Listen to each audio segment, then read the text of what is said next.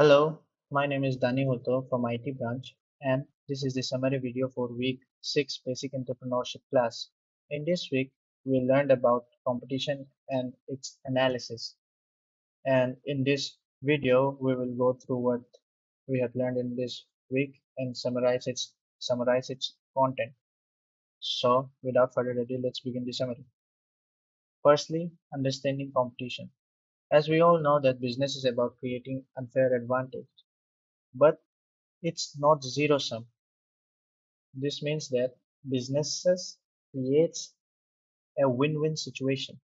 Success means creating space to exist, sustain, and grow steadily. Next, why competitive analysis matters. Before moving on to competitive analysis, we need to understand why it matters. It matters because it helps a company organization to penetrate the market, acquire customers, and improve its brand position. By using different strategies, the company or an organization can reach different segments of customers in a better way, and which in turns helps them to penetrate the market efficiently. By learning the tactics and methods used by the competitors, we can acquire customers easily in a less amount of time. By identifying the gaps and opportunities, we can improve our brand positioning. We need to keep in mind that competition always exists, even for the first movers. We need to understand this landscape, which will help us to grow sustainably. In order to analyze our competitors, we need to follow two steps. The first step is to identify the players. In order to identify the players, we need to research direct and indirect competitors. We can use Google, Statista, etc. to identify 5 to 10 key competitors. In order to identify them, we have three subpoints. There is a saying that your brand is what search engine says and not what you say. So let's start from there. We can search for targeted keywords in major platforms like Google, Yahoo, etc. and identify our customers. After identifying them, we can verify them through cross-reference data using this Statista, Pydametrics, etc. After identifying and verifying it, we can compile a list of our direct and indirect competitors and move on to our next step, that is analyzing our competitors.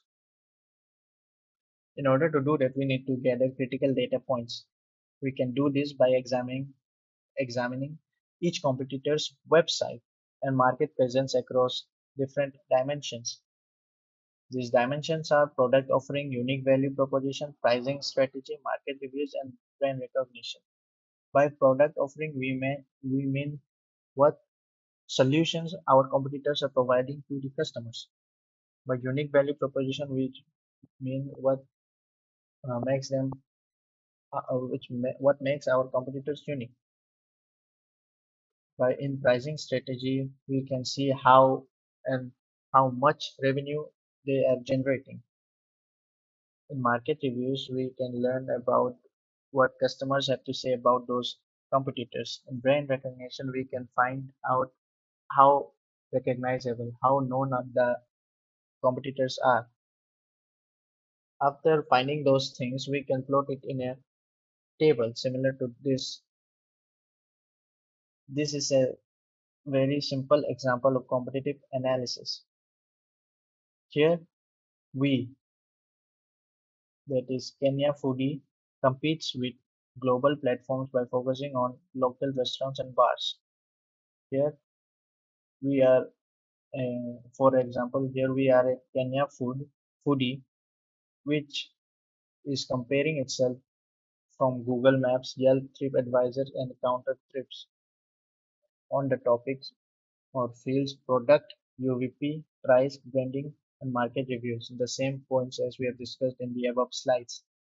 If you want, you can go through this table, and using this you can build your own competitive analysis on your overall your own ideas.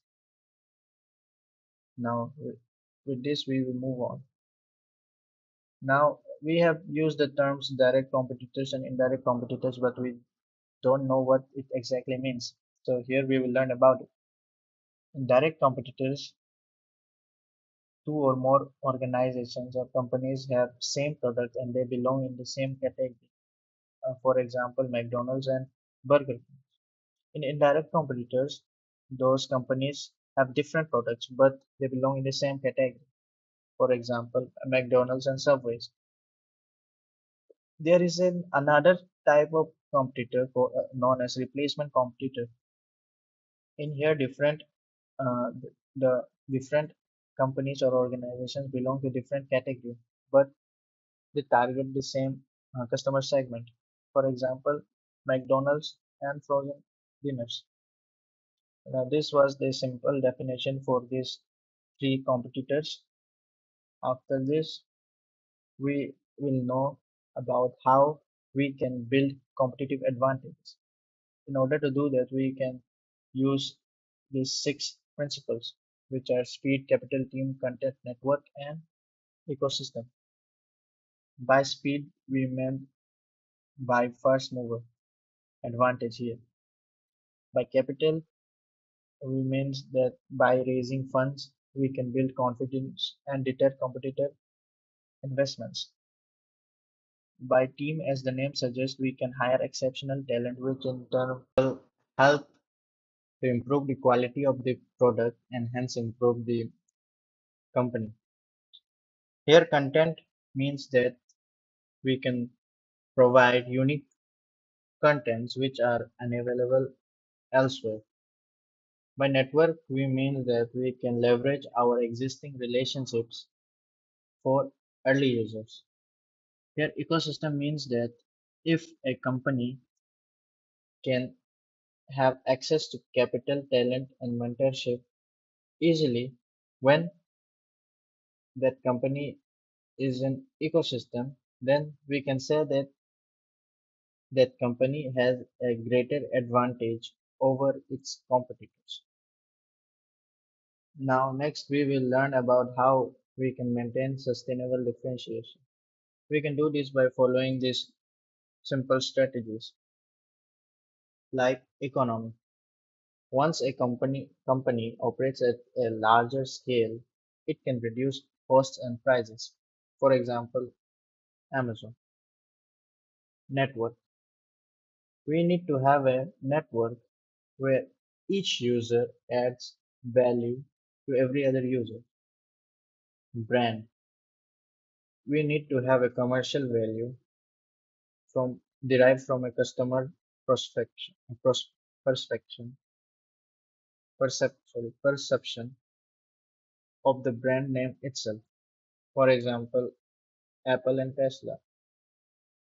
Switching cost. We need to make it difficult for customers to leave for our competitors by making them spend time, money, and effort like Apple devices and MS Offices do. And lastly but not least, we have intellectual property. We can legalize our methods, trade secrets, and etc. to prevent competitors from copying our unique advantages. Now, there are four principles which can help our company to maintain our competitive advantage. These principles are create, enhance, reduce, and eliminate. In create, we can add features that that customers value, but competitors do not offer it yet. By enhance, we mean that we can strengthen our value proposition by improving our features furthermore. By reduce, we mean that we can remove features that don't add customer value. By eliminate, we can remove redundant features that waste time and money. After these, after learning these things, we had an activity session where uh, we had to make customer analysis table over our own ideas. And after that activity session, our class ended. And with this, my summary ends as well. As always, thank you, and I'll meet you guys next week.